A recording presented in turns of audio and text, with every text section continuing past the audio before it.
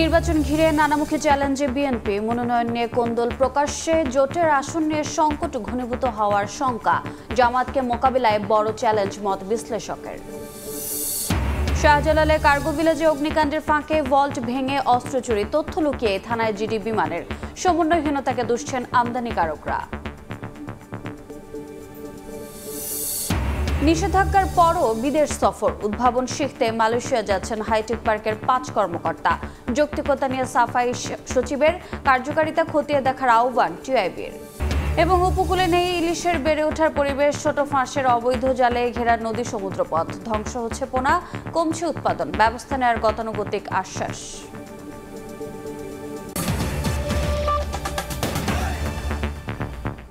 সকালের সময়ের সঙ্গে আছি আমি রোজা চৌধুরী। তফসিলের আগেই নির্বাচনী মুডে বিএনপি, মনোনয়ন প্রায় চূড়ান্ত, সেই সঙ্গে দৃশ্যমান হচ্ছে দলটির ক্ষমতার পথে বড় বড় চ্যালেঞ্জ। দলটির নেতাকর্মীরা বলছেন দলীয় শৃঙ্খলা ও গত এক বছরে কিছু নেতাকর্মীর নেতিবাচক কর্মকাণ্ড চিন্তার কারণ। রাজনৈতিক বিশ্লেষক বলছেন জামাতকে মোকাবিলায় হবে চ্যালেঞ্জ। নীতি নির্ধারকরা বলছেন চ্যালেঞ্জগুলো নিয়ে দলীয় ফোরামে আলোচনা হচ্ছে, ঠিক হচ্ছে কৌশলও। আব্দুল্লাহ শাফির প্রতিবেদন। অলিগলি, রাজপথ, নেতাকর্মীদের মিছিল, মিটিং আর শোডাউনে নির্বাচনী উত্তাপ। রঙিন পোস্টার আর ফেস্টুনের বর্ণাঢ্য প্রচারণা দেখে তা বোঝার উপায় নেই তফসিলের বাকি এখনো প্রায় ১ মাস। তবে রাজনৈতিক দল ও সরকারের মাঝে দূরত্ব কমার কোনো লক্ষণ নেই। এর মাঝেই হঠাৎ করে বিএনপির প্রার্থী ঘোষণা। ত্রয়োদশ নির্বাচন ঘিরে দলটির কৌশল কি তা এখনও স্পষ্ট নয়। প্রায় ১৭ বছর ক্ষমতার বাইরে থাকার পর যখন সামনে ক্ষমতার হাতছানি দেখছে, তখন বিভাজন তুঙ্গে মিত্রদের মাঝে। অভ্যন্তরীণ শৃঙ্খলাও নিম্নমুখী, ফলে প্রতিনিয়ত চ্যালেঞ্জের মুখে পড়ছে বিএনপি। সংখ্যাগরিষ্ঠ জিতে আসার জন্য বিএনপির জন্য বড় চ্যালেঞ্জ ছিল এখন আমি মনে করি জামাত একটা দীর্ঘ হোমওয়ার্ক করেছে, তারা তৃণমূলে অনেকদিন কাজ করেছে, সুতরাং এটার একটা রিওয়ার্ড তারা পাবে। জাতীয় নির্বাচনে বিএনপির মনোনয়ন প্রায় চূড়ান্ত, এখন গুছিয়ে আনার পালা। দলীয় শৃঙ্খলা, জোট কৌশল এবং মাঠের ঐক্য অটুট রাখতে মরিয়া দলটি। কারণ প্রতিপক্ষের সঙ্গে লড়াইয়ের আগে ক্ষমতার এই পথে দলটিকে লড়তে হচ্ছে নিজের ভেতরকার অনিশ্চয়তার সঙ্গেও। দলটির ঘোষিত ২৩৭ আসনে জায়গা হয়নি অনেক হেভিওয়েট নেতার। তাদের বেশিরভাগই কথা বলতে নারাজ। তবে সৈয়দা আসিফা আশরাফি পাপিয়া সতর্ক প্রতিক্রিয়া জানালেন। ক্ষোভের সঙ্গে বললেন তার এত বছরের রাজনৈতিক ক্যারিয়ার গৃহবধূর তকমায় আটকে গেছে। এরশাদ বিরোধী আন্দোলন আর এই হাসিনার ১৫ বছর আমি কি করিনি বলেন? আমি মার খাইছি, আমি রং পানি খাইছি, আমি কি রিমান্ডে নিয়ে গেছে, আমাকে জেলখানায় রাখছে, ৮০টা মামলার আসামি করছে। তারপরে ৭ খণ্ড রামানপুরের সীতারামের মাসি, আমি এখন হারুনের বউ। এই সংকট আরও ঘনীভূত হবে জোট সঙ্গীদের জন্য রাখা আসনগুলোয়। ঢাকা ১৮-য় বিএনপির সম্ভাব্য প্রার্থী ছিল এস.এম. জাহাঙ্গীর। মনোনয়নের পর বাড়ির সামনে শুনশান নীরবতা, কর্মী সমর্থকদের চেহারায় স্পষ্ট তাদের মনের অবস্থা। জাহাঙ্গীরের মতে আরপিওর নতুন সংশোধনে জোটের নির্বাচনকে চ্যালেঞ্জের মুখে ফেলে দিতে পারে। জোটের রাজনীতিতে এটা একটা এইবার বিশেষ করে চ্যালেঞ্জ হবে, এটা ঠিক। ব্যক্তি দেখে না, দানেশির দেখে। তাই এইবারও এখানে যেহেতু হোল্ড রেখেছে, এটা তো একসময় হোল্ড উড্ডু করবে এবং একজনকে নির্ধারিত করবে। ইতিমধ্যে মনোনয়ন নিয়ে কোনো স্থানে দলটির অভ্যন্তরীণ কোন্দল প্রকাশ্যে, এমনকি প্রতিপক্ষের হামলায় প্রাণহানির ঘটনাও ঘটেছে। দলটির নেতাকর্মী ও রাজনৈতিক পর্যবেক্ষকদের সঙ্গে আলাপে মোটা দাগে 5টি চ্যালেঞ্জের কথা উঠে আসে। জনগণ ভোট দিবে দেশের। এসবের পাশাপাশি কৃত্রিম বুদ্ধিমত্তাকেও বড় চ্যালেঞ্জ হিসেবে দেখছেন দলটির স্থায়ী কমিটির সদস্য ডক্টর খন্দকার মোশাররফ হোসেন। স্বাভাবিকভাবে যারা এত বছর যাবৎ ত্যাগ তিতিক্ষা করে এই দলের জন্য কাজ করেছে, তারা তো অসন্তুষ্ট হবেই। আমরা যাদেরকে মনোনয়ন দিতে পারিনি তাদেরকে উপযুক্ত সম্মান এবং সুযোগ দেব। তাদের দলের অনেক গুরুত্বপূর্ণ নেতা বাদ পড়ে গেছে নমিনেশন থেকে, হয়তো তাদের বিষয়েও তারা চূড়ান্ত সিদ্ধান্ত গ্রহণ করবেন। আসন ভিত্তিক সমঝোতা হবে নাকি জোট হবে? এই বিশ্লেষক মনে করেন ৫ই আগস্ট থেকে এমন অসম্ভব সব ঘটনা ঘটছে যা প্রতিনিয়ত রাজনীতির গতিপথকে প্রভাবিত করছে। বিএনপিকে এই অসম্ভব চিন্তা মাথায় রেখেই নির্বাচনী কৌশল ঠিক করতে হবে। আব্দুল্লাহ শাফি, সময় সংবাদ, ঢাকা। জুলাই সনদ ও গণভোটের বিরুদ্ধে যাওয়ায় বিএনপির মৃত্যু ঘণ্টা বেজে গেছে এমন মন্তব্য করে এনসিপি নেতারা বলেছেন, সংস্কারে বাধা তৈরি হলে অন্তর্বর্তী সরকারের এক্সিট এবং নির্বাচন নিয়ে সংকট তৈরি হতে পারে। সংস্কার না হলে উপদেষ্টা পরিষদকে ইতিহাসের কাঠগড়ায় দাঁড় করানোর হুঁশিয়ারিও দিয়েছেন দলটির নেতারা। জুলাই সনদ বাস্তবায়ন পথরেখা শিরোনামে সুপ্রিম কোর্ট বার অডিটোরিয়ামে আলোচনা সভার আয়োজন করে এনসিপি সমর্থিত ন্যাশনাল লয়ার্স অ্যালায়েন্স। এনসিপির শীর্ষ নেতাদের পাশাপাশি এতে অংশ নেন অন্যান্য দলের প্রতিনিধিরাও। এ সময় বিএনপির vice chairman advocate Zainul Abedin বলেন, সংবিধানের বাইরে যাওয়ার অর্থ হচ্ছে নির্বাচনকে বিলম্বিত করা। সংবিধানে গণভোট নেই বলেও মন্তব্য করেন তিনি। সংবিধানকে বাদ দিয়ে অন্য কিছু করতে যাওয়ার অর্থই হচ্ছে আগামী যে নির্বাচন, এই নির্বাচনকে বিলম্বিত করা। আলোচনায় এনসিপির মুখ্য সমন্বয়ক নাসির উদ্দিন পাটোয়ারি বলেন, সংস্কার করতে না পারলে ভবিষ্যতে কাঠগড়ায় দাঁড়াতে হবে উপদেষ্টা পরিষদকে। জনগণের সংস্কারের বিরুদ্ধে আপনি গিয়েছেন, গণভোটের বিরুদ্ধে আপনি যাচ্ছেন, আপনার সাথে তো সমঝোতা জোটের দূরের কথা। বিএনপির মৃত্যু ঘণ্টা বেজে গেছে। নতুন একটি বন্দোবস্ত নিয়ে আসা যায়। এই বন্দোবস্ত যদি না নিয়ে আসা যায়, এই যারা উপদেষ্টা পরিষদে রয়েছেন সবাইকে আমরা ইতিহাসের কাঠগড়ায় দাঁড় করাতে বাধ্য হবে। দলটির সদস্য সচিব আক্তার হোসেন বলেন, সংস্কারে বাধা তৈরি করলে অন্তর্বর্তী সরকারের এক্সিট এবং নির্বাচন নিয়ে তৈরি হবে ধোঁয়াশা। রাজনৈতিক দলগুলোর দিকে সংস্কারের বিষয়বস্তুকে আর ঠেলে দিবেন না। যদি সংস্কারের জায়গায় কোনো বাধা তৈরি হয়, তাহলে সংস্কার না হওয়ার কারণে এই সরকারের এক্সিট পয়েন্ট কি হবে আর সামনে নির্বাচন কিভাবে অনুষ্ঠিত হবে, সেই ধোঁয়াশার জায়গা তৈরি হবে। বেঁধে দেওয়া সময় শেষের দিকে হলেও সরকার দায়িত্ব ভুলতে বসেছে বলেও মন্তব্য করেন এনসিপি নেতারা। শাবাব ওয়াসি, সময় সংবাদ, ঢাকা। নির্বাচনের আগে নিষেধাজ্ঞা দিয়েও তথ্য প্রযুক্তি বিভাগের কর্মকর্তাদের বিদেশ সফর থামাতে পারছে না সরকার। এবার ডিড প্রকল্পের টাকায় উদ্ভাবন শিখতে মালয়েশিয়া যাচ্ছেন হাইটেক পার্কের হিসাব রক্ষণ কর্মকর্তা সহ 5 জন। 15 জনের বহরে বাকি 10 জন বিশ্ববিদ্যালয়ের শিক্ষক। নিষেধাজ্ঞার মধ্যে কেন এমন সফর তার জবাব দেননি প্রকল্প পরিচালক, যদিও সফরের যৌক্তিকতা নিয়ে উল্টো সাফাই গাইলেন তথ্য প্রযুক্তি সচিব। শুভ খানের রিপোর্ট। দৃষ্টিনন্দন সফটওয়্যার পার্ক বিশ্ববিদ্যালয়ে ইনোভেশন হাব ও কার্যকর ইকোসিস্টেম তৈরিতে ডিজিটাল উদ্যোক্তা এবং উদ্ভাবন ইকোসিস্টেম উন্নয়ন প্রকল্পের কাজ চলছে 2021 সাল থেকে। বিশ্বব্যাংকের ঋণে 8 স্থানে চলমান প্রকল্প শেষ হওয়ার কথা আসছে ডিসেম্বরে। তবে কর্মকর্তারা বলছেন প্রকল্পের পরিধি ও মেয়াদ বাড়ছে 2027 সাল পর্যন্ত। 353 কোটি টাকা থেকে ব্যয় দাঁড়িয়েছে 531। প্রকল্প পরিচালক মঞ্জুর মোহাম্মদ শাহরিয়ার, উপপ্রকল্প পরিচালক আব্দুল্লাহ আল মামুন, হিসাবরক্ষণ কর্মকর্তা রেজওয়ান আলী সহ তথ্য প্রযুক্তি বিভাগ ও হাইটেক পার্কেরই 5 কর্মকর্তা। বাকি 10 জন বিভিন্ন বিশ্ববিদ্যালয়ের শিক্ষক। 10 নভেম্বর থেকে 12 নভেম্বর পর্যন্ত মালয়েশিয়াতে অবস্থান করার কথা থাকলেও ভিসা জটিলতায় সময় পেছানো হতে পারে। এই বিষয়ে বলার জন্য আমি এখতিয়ারভুক্ত না। সচিব স্যারের বিষয় নলেজে আছে বিষয়টা, এগুলো দিয়ে নাই। নির্বাচনের আগে কর্মকর্তাদের অপ্রয়োজনীয় বিদেশ সফর বন্ধে গেল 21 অক্টোবর পরিপত্র জারি করে প্রধান উপদেষ্টার কার্যালয়। আর মালয়েশিয়া সফরের জিও জারি হয়েছে 29 অক্টোবর। সচিবের যুক্তি, বিশ্বব্যাংকের অর্থে বিদেশ সফরে কোনো বাধা নেই। যেহেতু এটা জিওবি ফান্ডের না, আর কি এটা করতে বাধা নেই। 5 জন অপরিহার্য নয়, পিডি ও ডিপিডিতে ডিসকাস করা যায়, আমি করে দেব। সফরের কার্যকারিতা খতিয়ে দেখে যথাযথ ব্যবস্থা নেওয়ার আহ্বান টিআইবির। মালয়েশিয়াতে কী ধরনের উদ্ভাবনী হয়েছে সেটা শেখার জন্য একেবারে বিশ্ববিদ্যালয়গুলিতে ভ্রমণ করে দেখতে হবে এটার কোনো যৌক্তিকতা আছে কিনা। যেহেতু এটার বোঝাটা আলটিমেটলি জনগণকে বইতে হবে, এই প্রশ্নটা কিন্তু জবাব দিতে হবে সরকারকে। গেল আগস্ট থেকে 9 নভেম্বর পর্যন্ত 18টি জিও জারি করেছে তথ্য ও যোগাযোগ প্রযুক্তি বিভাগ। এর মধ্যে 9টি জারি হয়েছে প্রধান উপদেষ্টার কার্যালয়ের নিষেধাজ্ঞার পর। শুভ খান, সময় সংবাদ, ঢাকা।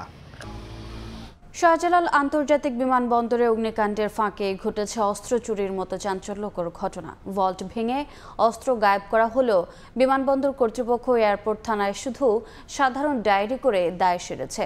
উল্টো অস্ত্র লুটের ঘটনায় তথ্য আড়াল করে বিমান বাংলাদেশ এয়ারলাইন্স, কাস্টমস আর বেবিচক মেতে আছে চোর পুলিশ খেলায়। বিমানবন্দরের মতো সুরক্ষিত এলাকায় বিশেষ নিরাপত্তা কক্ষ সিলগালা করা হলেও কিভাবে অস্ত্র গায়েব হলো সে উত্তর খোঁজার চেষ্টা করেছেন রায়দুল ইসলাম শুভ। ক্যামেরায় ছিলেন রতন মজুমদার।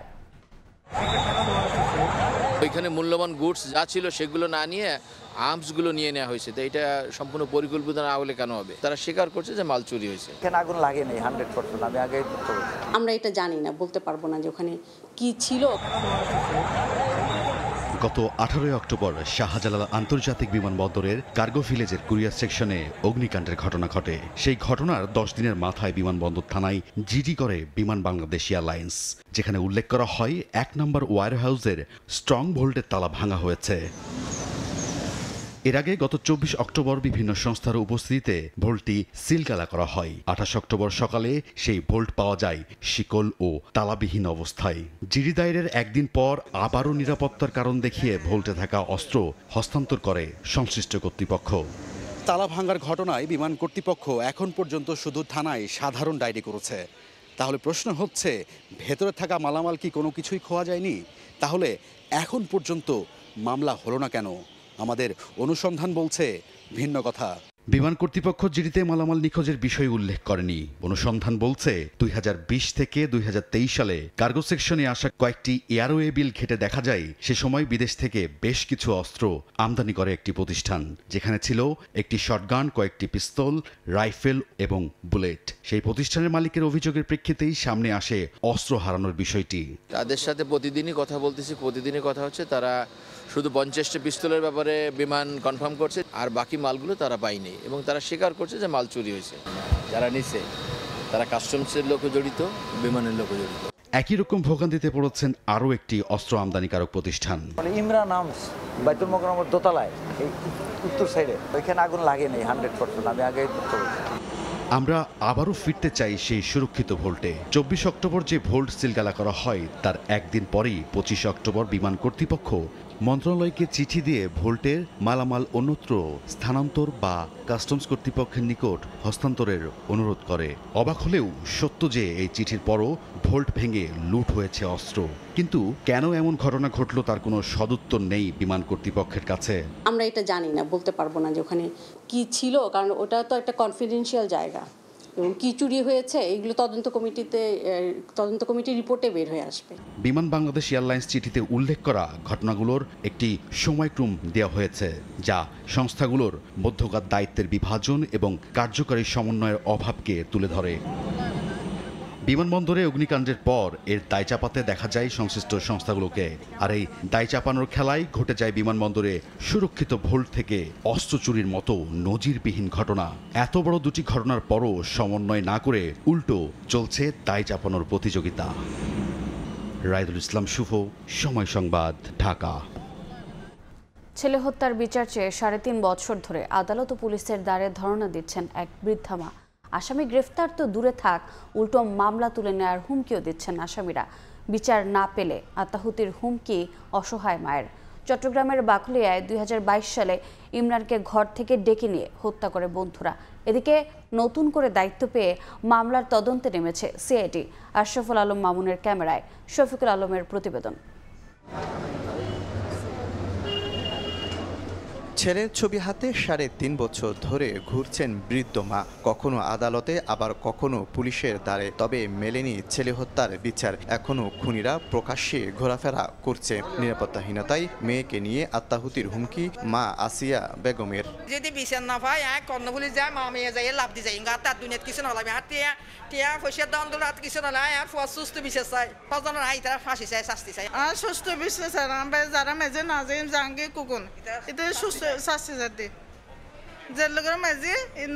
চাই। মামলার এজাহারে দেখা যায় 2022 সালে 19 ফেব্রুয়ারি চট্টগ্রাম নগরীর বাকলিয়ার রসুলবাগ এলাকা থেকে ছেলে ইমরানকে ডেকে নিয়ে যায় বন্ধুরা। পরে তার এটিএম কার্ড থেকে জোর করে টাকা তুলে নেয় তারা। পরিবার বলছে টাকার জন্য পরিকল্পিতভাবে পিটিয়ে হত্যা করা হয় ইমরানকে। পরে আদালতের নির্দেশে অধিকতর তদন্তের জন্য দায়িত্ব দেওয়া হয় ডিবি ও পিবিআইকে, কিন্তু গ্রেফতার হয়নি কোনো আসামি। বর্তমানে তদন্ত করছে সিআইডি। লোকজন যাবে আমাদের এডিশনাল এসপি সহ আমি পাঠাবো, যে আস্থা রাখতে পারেন, ভালোভাবেই দেখবো। অসহায় মানুষ, এরা আইনের শাসন প্রতিষ্ঠিত হোক, বিচারটা সঠিক হোক। এদিকে অসহায় পরিবারকে সহায়তার হাত বাড়িয়ে বিনা পয়সায় মামলা লড়তে এগিয়ে এসেছেন এক আইনজীবী। যেহেতু ফিজিক্যালে লেখা আছে, আমি আশাবাদী ইনশাআল্লাহ বিচার পাবে এবং ওনারা বিচার পাওয়ার জন্য সর্বোচ্চ যতটুকু সহযোগিতা করতে হয় ততটুকু করব। হত্যা মামলায় আসামি 6 জন আর সাক্ষী 4 জন। নিহতের মায়ের দাবি, হত্যা মামলার মূল আসামি নাজিম, জাহাঙ্গীর, খোকন, রিফাত, রাহাত, সুমন প্রকাশ্যে ঘোরাফেরা করছে। শফিকুল আলম, সময় সংবাদ, চট্টগ্রাম। 22 দিনের নিষেধাজ্ঞা দিয়ে মা ইলিশের প্রজনন নিরাপদ করা হলেও এখন উপকূলে নেই ইলিশের বেড়ে ওঠার পরিবেশ। ছোট ফাঁসের অবৈধ জালে ঘিরে রাখা হয়েছে নদী ও সমুদ্রপথ। বেহুন্দি, বাঁধা, চরঘেরা আর ট্রলিং জালে প্রতিদিনই ধ্বংস হচ্ছে পোনা ও সামুদ্রিক জীববৈচিত্র্য। তবে ব্যবস্থা নেওয়ার গতানুগতিক আশ্বাস মৎস্য বিভাগের। তৌকিব পেদার ছবিতে শিকদার জাবির হোসেনের রিপোর্ট। ইলিশের অভয়শ্রম পটুয়াখালীর তেঁতুলিয়া নদীর মোহনা এটি, যেখানে সমুদ্রের নোনা পানি মিশে যায় নদীর মিঠে জলে, আর সেই স্রোতের সঙ্গে আসে রূপালী ইলিশ। কিন্তু এখন সেই পথটাই যেন মৃত্যুফাঁদ। পুরো মোহনা ঘিরে রাখা হয়েছে ছোট ফাঁসের নিষিদ্ধ বেহুন্দি জাল দিয়ে। ফলে মোহনা দিয়ে সমুদ্র থেকে নদীতে কোনো মাছ প্রবেশ প্রায় অসম্ভব। একই দৃশ্য জেলার আরেক মোহনা আগুনমুখা নদীতে। এভাবে পুরো উপকূল জুড়ে মাছের চলাচলের পথগুলো দখল হয়ে গেছে অবৈধ জালের দাপটে। শুধু নদীপথ নয়, নদী ও সমুদ্রের মাঝে জেগে ওঠা ডুবোচরগুলো ঘিরে ফেলা হচ্ছে চরঘেরা ও বাঁধা জাল দিয়ে। জ্বরের সময় পানিতে ডুবে থাকা চরগুলোর চারদিকে টানানো হয় জাল, আর ভাটার সময় পানি নেমে গেলে আটকা পড়ে অসংখ্য মাছ ও পোনা। বড় মাছগুলো তুলে নেন জেলেরা, আর চরে আটকে মারা পড়ে অসংখ্য ছোট মাছ ও সামুদ্রিক জীববৈচিত্র্য। অন্যদিকে উপকূলের কাছাকাছি অগভীর জলে সমুদ্রে চলছে ট্রোলিং জালের তাণ্ডব, যেখানে মাছের পোনার সঙ্গে ধ্বংস হচ্ছে জলজ প্রাণীও। মাছটা বড় হওয়ার কোনো সুযোগ নাই, মাছটা মারিয়া লাইতেছে ধরিয়া। ইলিশের বাচ্চাগুলা এরা টাইনা ট্রলিং জাল দিয়া আপনার সব ফালে দেরি ব্যস্ত পারেন। এরা পোনা অবস্থায় ধরা পড়ায় ভেঙে যাচ্ছে ইলিশের প্রজনন চক্র। গবেষকরা বলছেন এই ধারা অব্যাহত থাকলে শুধু ইলিশ নয়, সমুদ্র উপকূলের জীববৈচিত্র্য পড়বে হুমকির মুখে। সার্বিকভাবে এটাকে যদি আমরা আসলে জনগণের জন্য একটা সামাজিক আন্দোলন হিসেবে গড়ে তুলতে পারি, তাহলেই কিন্তু আমরা আসলে এই ইলিশ সহ অন্যান্য যেই প্রাকৃতিক জীববৈচিত্র্য রয়েছে তাদের সকলকে কিন্তু বাঁচাতে পারবো। ইলিশের যে বিচরণ পথটা আছে, এই পথে ব্যাপক নজরদারি ব্যবস্থা করা, এবং কেউ যদি নিষিদ্ধ গিয়ারগুলো ব্যবহার করে তাদের শাস্তির আওতায় আনা। এদিকে অসাধু জেলের অতি লোভের খেসারত দিচ্ছেন সাধারণ জেলেরা। ছোট মাছ ধ্বংস হওয়ায় নদীতে কমে গেছে মাছের উৎপাদন। ডিম ছাড়ার পর ওই ডিমগুলো যখন বড় দেয় তখন বেন্তি জাল দিয়া মাইরিয়া ফালায়। এগুলো মানে গুড়া ছাও, ওগুলো তো মনে করেন ধরিয়া লায়, তো ধরার কারণে এই কারণে মাছ বড় হইতে পারে না। তবে অবৈধ জাল ব্যবহারকারীদের বিরুদ্ধে ব্যবস্থা নেওয়া হচ্ছে বলে জানায় স্থানীয় মৎস্য বিভাগ। এই বেহুন্দার জাল দিয়ে কেউ যেন মাছের ছোট বাচ্চা শিকার করতে না পারে সেই বিষয়ে মৎস্য অধিদপ্তর, পুলিশ প্রশাসন, নৌ পুলিশ, কোস্টগার্ড সকলকে নিয়ে আমরা সমন্বিত অভিযানের মাধ্যমে এগুলোকে আমরা উদ্ধার করব। বিশ্বে মোট ইলিশের প্রায় ৮৬ ভাগই উৎপাদিত হয় বাংলাদেশের নদী ও সমুদ্রে, আর বাকি ১৪ ভাগ ভারত ও মিয়ানমারে। শিকদার জাবির হোসেন, সময় সংবাদ, পটুয়াখালী। শাহবাগে অবস্থান কর্মসূচি পালন করেছেন ১ থেকে ১২তম নিবন্ধিত নিয়োগ বঞ্চিত শিক্ষকরা।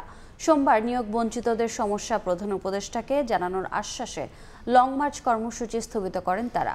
রোববার রাতে অবস্থান কর্মসূচি থেকে শিক্ষকরা অভিযোগ করেন ২০০ দিন শাহবাগে অবস্থান করে আন্দোলন করেন তারা। বিভিন্ন সময় প্রশাসনের পক্ষ থেকে নানা আশ্বাস পেলেও নিয়োগ বঞ্চিতই রয়ে গেছেন।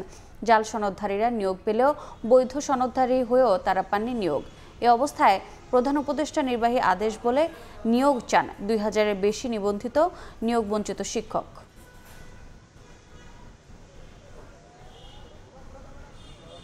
কোন আমাদের নির্বাহী আদেশ ছাড়া নিয়োগ সম্ভব না, সেই জন্য আমরা নির্বাহী আদেশের জন্য আজকের এই অবস্থান কর্মসূচি। আমাদের ফিরে যাওয়ার কোনো রাস্তা নাই।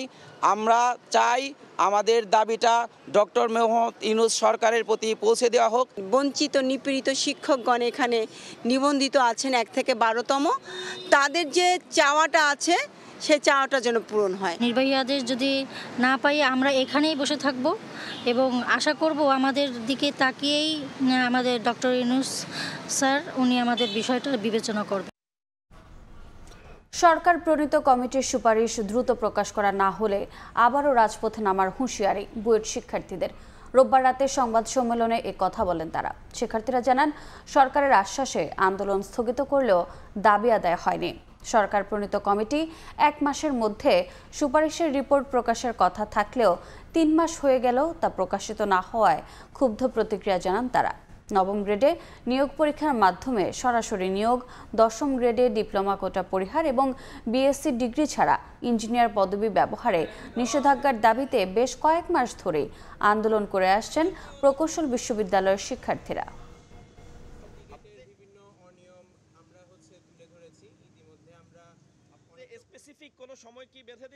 আমরা সরকারের উপর আস্থা রাখতে চাই, যত দ্রুত সম্ভব আমাদের ন্যায্য অধিকারের ব্যাপারে যে কমিটি গঠন করা হয়েছে সেখান থেকে যে রিপোর্ট প্রিপেয়ারও করা হয়েছে সেই রিপোর্টটা যত দ্রুত সম্ভব পাবলিশ করতে অনুরোধ করব আমরা।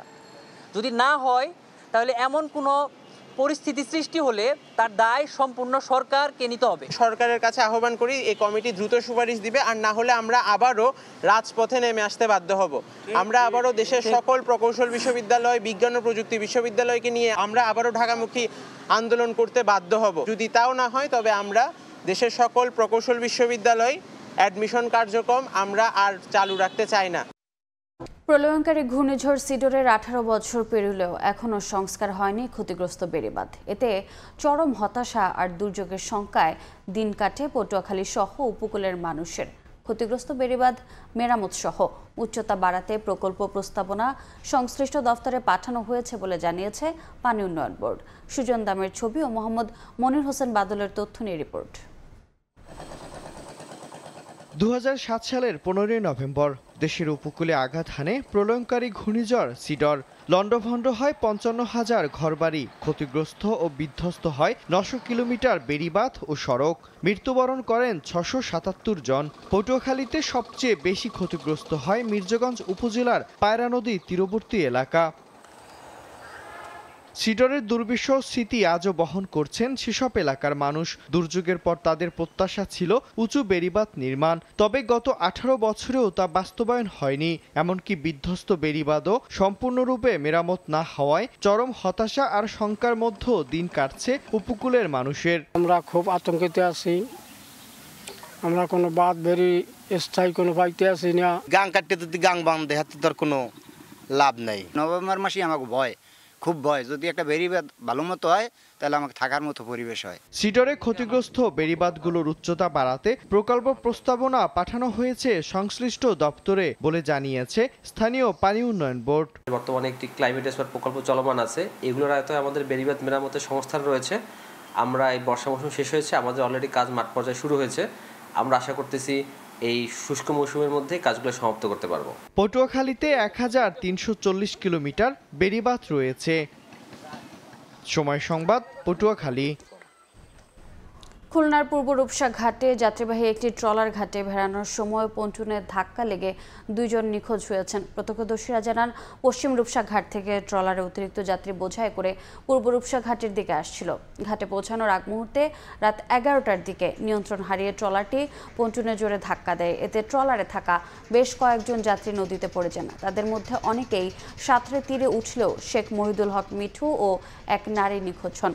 ঘটনার পর নৌবাহিনী, কোস্টগার্ড ও নৌ পুলিশ যৌথভাবে উদ্ধার অভিযান শুরু করে।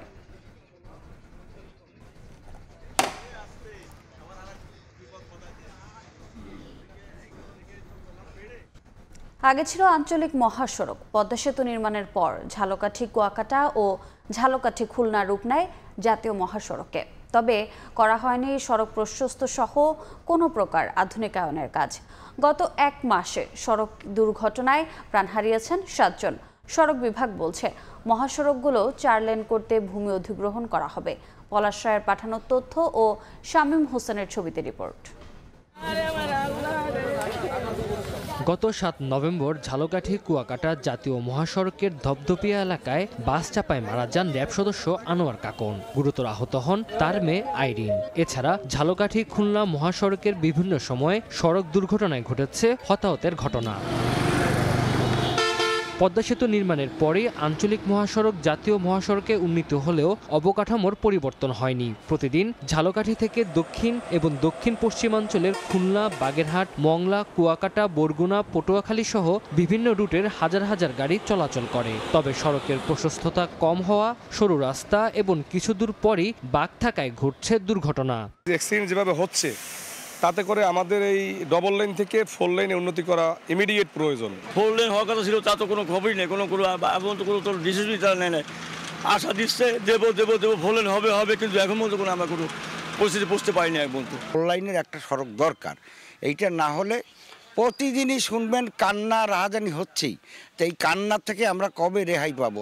সমস্যার সমাধানে 4 লেনের প্রকল্প অনুমোদনের জন্য কর্তৃপক্ষের কাছে পাঠানো হয়েছে বলে জানিয়েছে সড়ক ও জনপথ বিভাগ। 4 লেন সহ এবং বিভিন্ন বাঁক রয়েছে যা বাঁক সরলীকরণের মাধ্যমে সমাধান করা হবে। আমরা অতি শীঘ্র 4 লেনের কাজ শুরু করব এবং এই মহাসড়কটি 4 লেন মতো উন্নীত হলে বরিশাল, ঝালকাঠি, পিরোজপুর সহ খুলনা এবং মংলার যে মালামালগুলো এগুলো অতি সহজে পরিবহন সম্ভব হবে।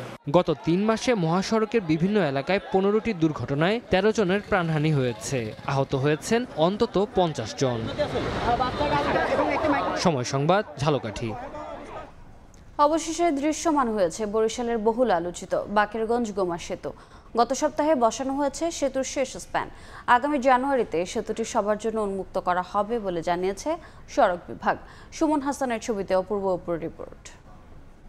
নদী থেকে উচ্চতা নিরসন করে অবশেষে বসানো হয়েছে সেতুর এই সবশেষ স্প্যানটি, যার মধ্য দিয়ে এখন পুরোপুরি দৃশ্যমান হয়েছে বরিশালের বহুল আলোচিত গোমা সেতুটি। এলাকাবাসী খুশি হয়েছেন, সেই সাথে সাথে অপেক্ষার প্রহর গুনছেন কবে সব শেষ হবে এই সেতুর কাজ, চালু হবে ব্রিজটি, যার মধ্য দিয়ে দীর্ঘ বছরের ভোগান্তি কমবে চলাচলকারীদের।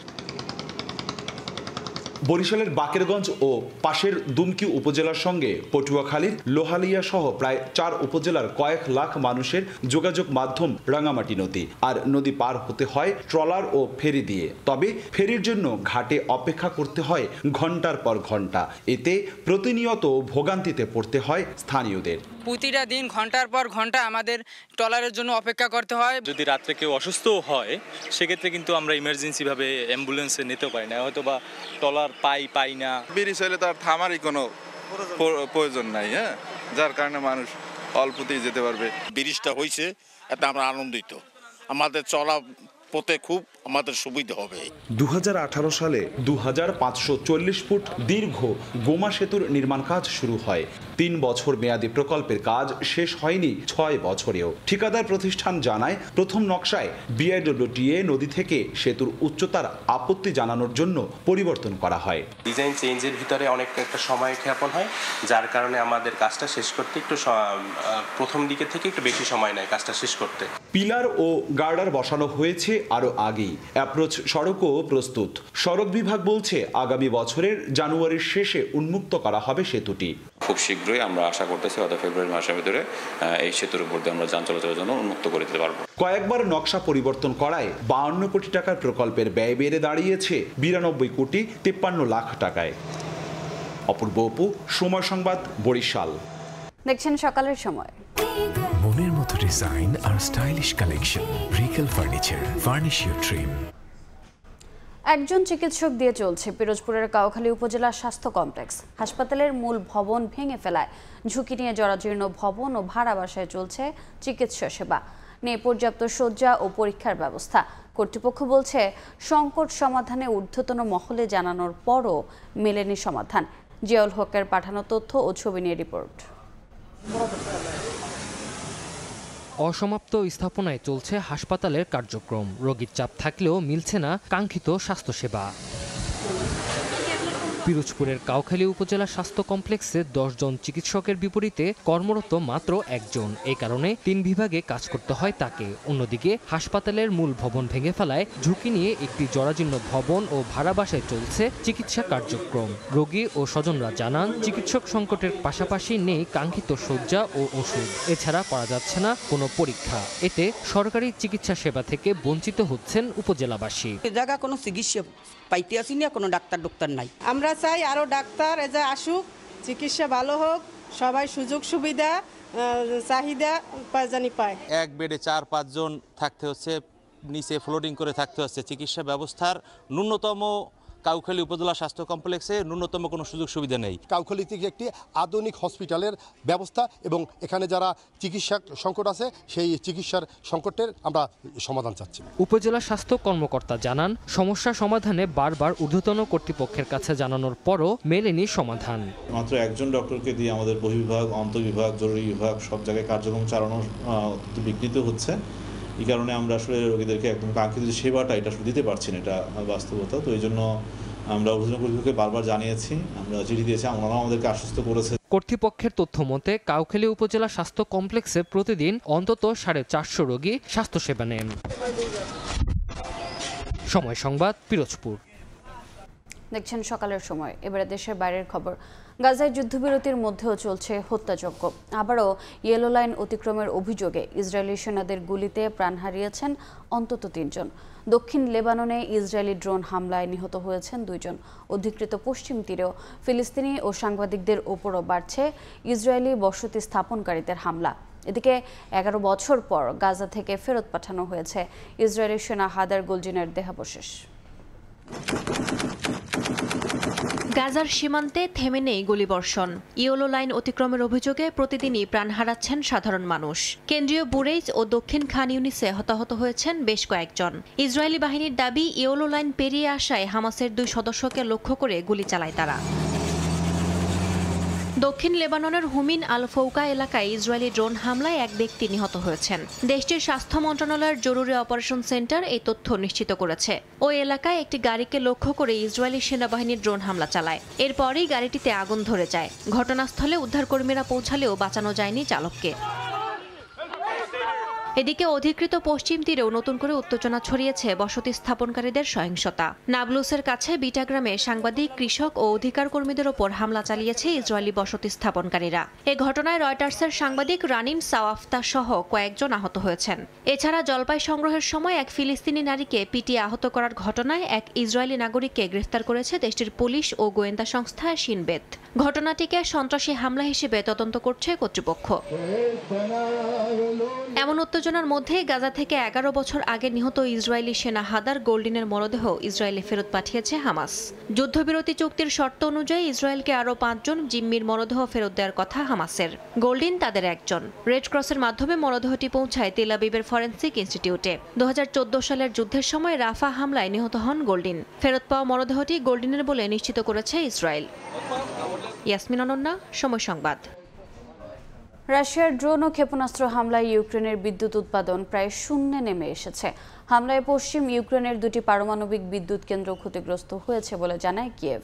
এছাড়া জাপোরিজিয়া অঞ্চলে রিবনে নিয়ন্ত্রণ নিয়েছে বলে দাবি রাশিয়ার। এদিকে ইউক্রেনের পাল্টা ড্রোন হামলায় রাশিয়ার 2টি শহরে বন্ধ বিদ্যুৎ ও তাপকেন্দ্র। পাল্টাপাল্টি হামলা এবার বিদ্যুৎ বিভ্রাটে রাশিয়া ও ইউক্রেন। ইউক্রেনের বিদ্যুৎ উৎপাদন ব্যবস্থা ধসিয়ে দিয়েছে রাশিয়া। বিদ্যুৎ ও জ্বালানি অবকাঠামো লক্ষ্য করে রাশিয়ার ড্রোন ও ক্ষেপণাস্ত্র হামলায় ইউক্রেনের বিভিন্ন অঞ্চল বিদ্যুৎ বিচ্ছিন্ন। ইউক্রেনের বিদ্যুৎ বিতরণ সংস্থা জারি করেছে সতর্কতা। কিয়েভ, নিপ্রে পেট্রোভস্ক, দোনেস্ক, খার্কিভ, পলতাভা, চেহেরনিভ ও সুমিতে সরবরাহ কিছুটা পুনরুদ্ধার হলেও নিয়মিত ব্যাঘাত ঘটবে বলে জানিয়েছেন বিশেষজ্ঞরা। দেশটির রাষ্ট্রীয় বিদ্যুৎ সংস্থা ইউক্রেনার্গো জানিয়েছে, রোববার 8 থেকে 16 ঘণ্টা পর্যন্ত বিদ্যুৎ সরবরাহ বন্ধ থাকবে। গত কয়েক মাসে ইউক্রেনের জ্বালানি ও বিদ্যুৎ অবকাঠামো লক্ষ্য করে রাশিয়ার হামলার তীব্রতা বাড়িয়েছে বলে অভিযোগ তাদের। ব্যালিস্টিক ক্ষেপণাস্ত্র দিয়ে হামলা প্রতিহত করা অত্যন্ত কঠিন এবং আগ্রাসন শুরু হওয়ার পর এমন বিস্তৃত হামলা আগে দেখা যায়নি বলেও জানান ইউক্রেনের জ্বালানি উপমন্ত্রী ভিতলানা গ্রিনচুক। এদিকে ইউক্রেনের পাল্টা হামলায় রাশিয়ার ভোরোনাজ ও বেলগোরদ শহরে বিদ্যুৎ ও তাপ সরবরাহ অচল হয়েছে। স্থানীয় কর্মকর্তারা জানান, ড্রোন ও ক্ষেপণাস্ত্র হামলায় বৈদ্যুতিক অবকাঠামো ক্ষতিগ্রস্ত হয়েছে।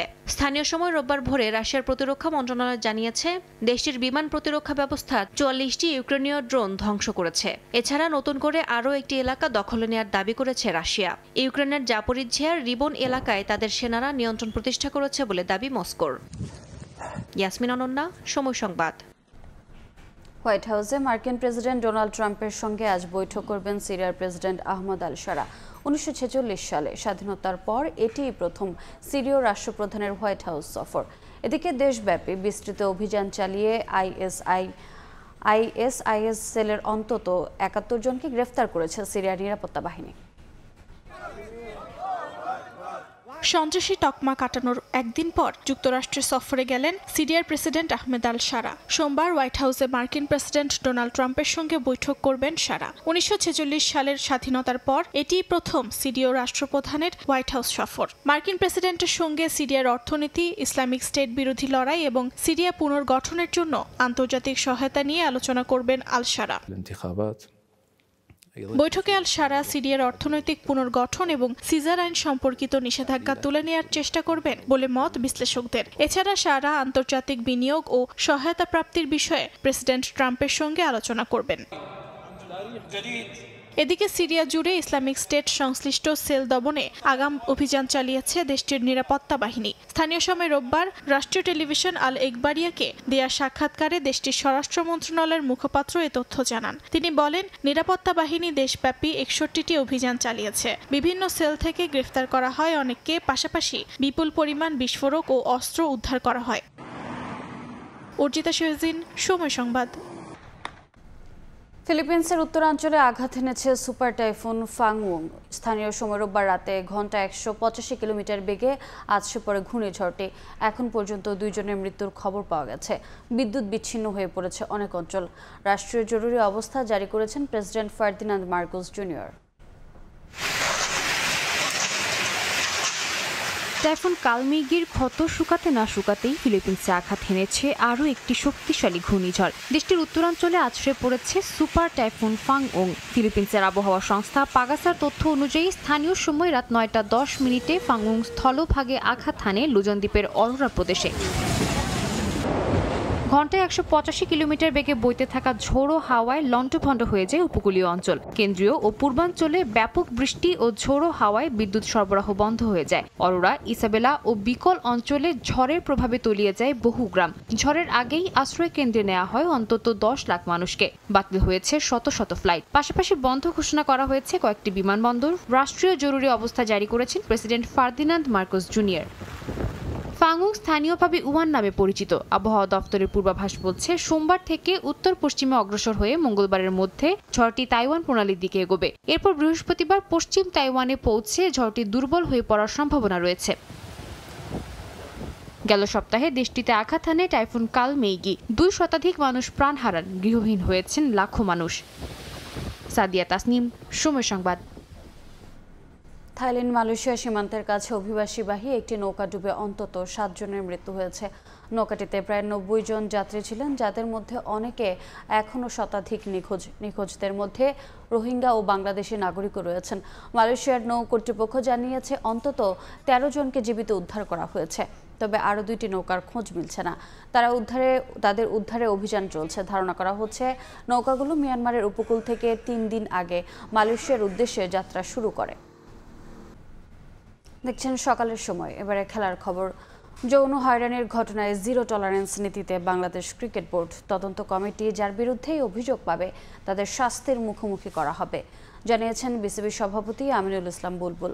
বোর্ড ডিরেক্টর কিংবা কর্মকর্তা কাউকে ছাড় দেওয়া হবে না বলে জানান আরেক ডিরেক্টর শানিয়ান তানিম। তদন্ত কমিটিকে সব ধরনের সহযোগিতা করছে বোর্ড, জানিয়েছেন মিডিয়া কমিটির চেয়ারম্যান আমজাদ হোসেন। তদন্ত কমিটিও গঠন করেছে ক্রিকেট বোর্ড।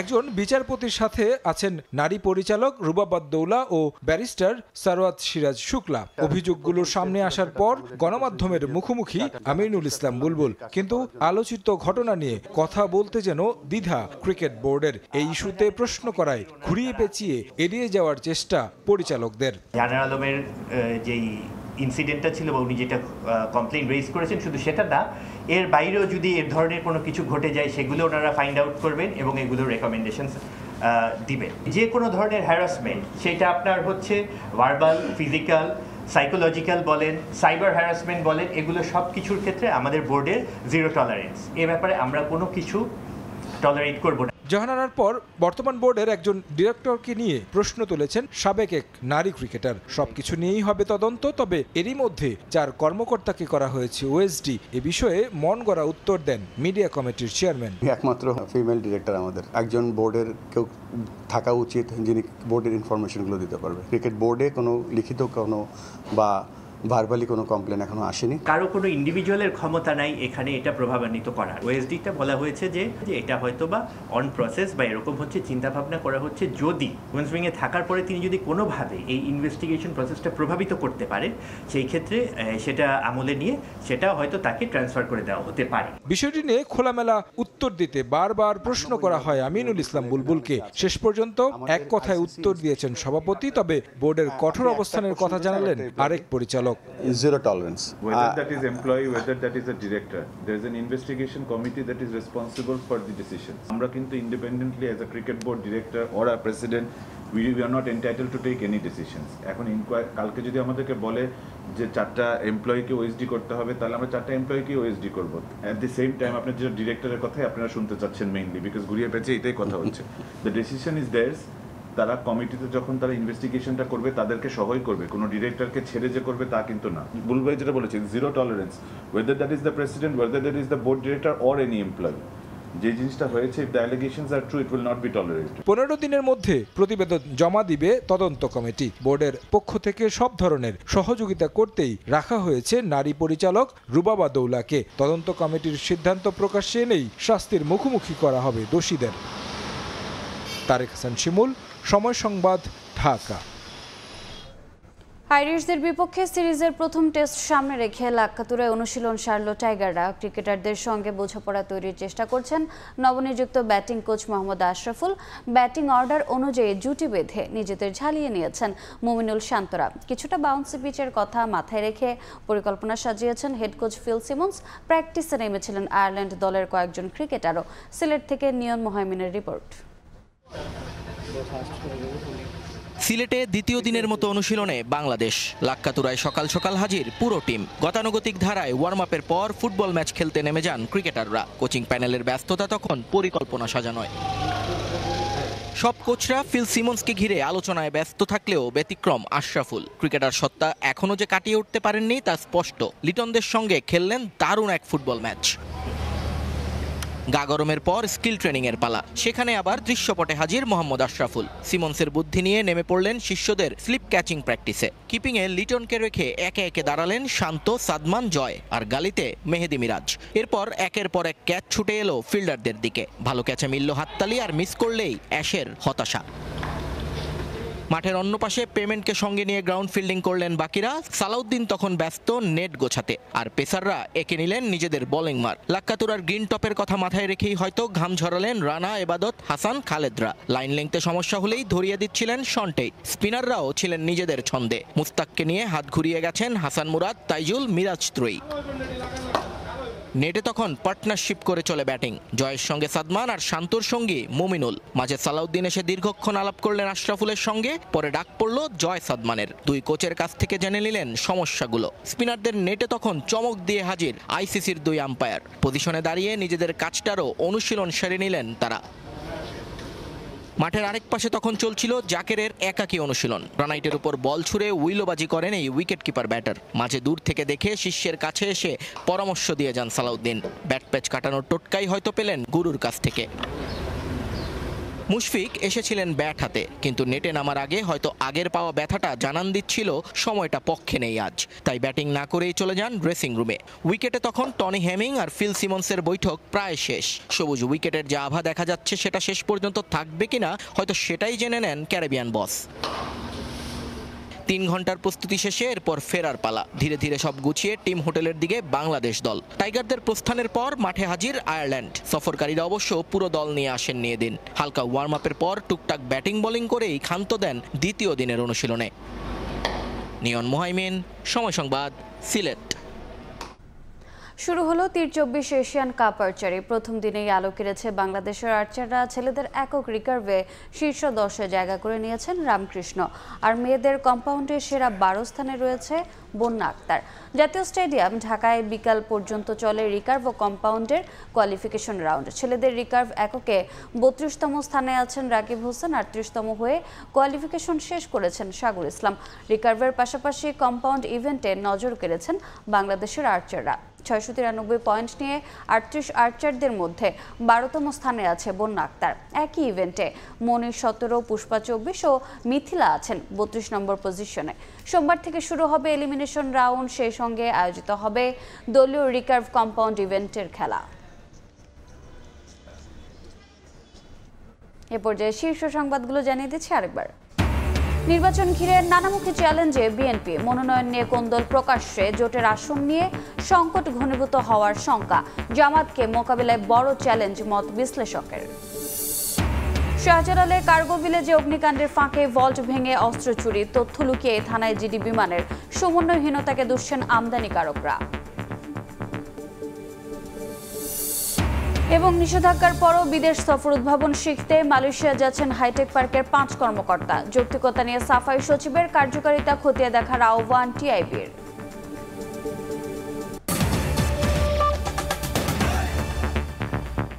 এ ছিল সকালের সময়ে, এরপর আন্তর্জাতিক সময় নিয়ে সঙ্গে থাকবেন সাদিক হাসান ইমন। ধন্যবাদ রোজা। আন্তর্জাতিক সময় নিয়ে আসছি কিছুক্ষণ পর, সঙ্গে থাকুন সময়ের।